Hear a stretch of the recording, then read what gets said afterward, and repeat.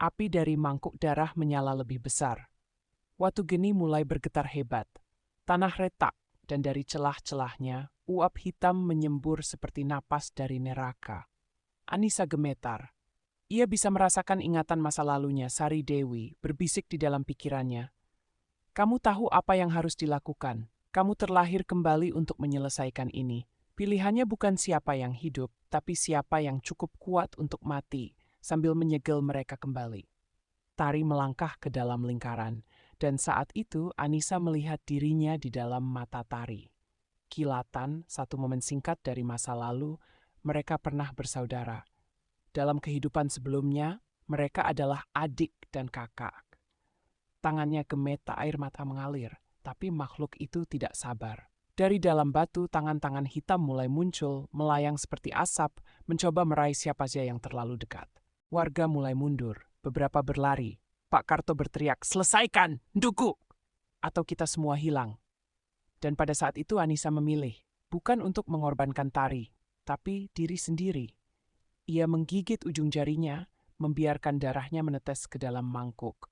Lalu ia melafalkan bagian terakhir dari mantra yang muncul begitu saja dalam pikirannya. Darah pengikat, darah pengulang.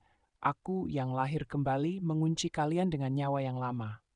Tangannya meraih topeng. Ia menaruhnya di wajahnya sendiri dan menghapus nama ini dari dunia nyata. Tepat saat makhluk itu menghambur keluar dari batu, suara seperti petir membelah malam.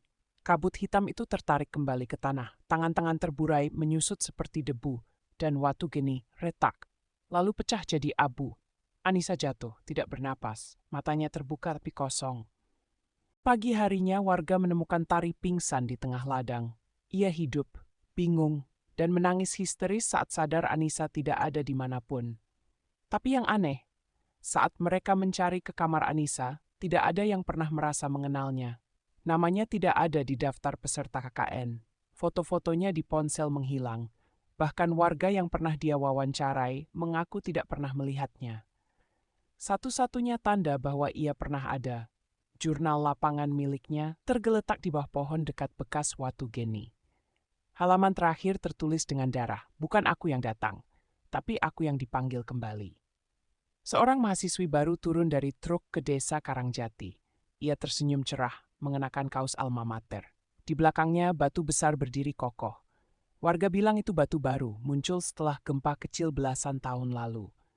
Namanya Anissa, dan matanya menyimpan bayangan api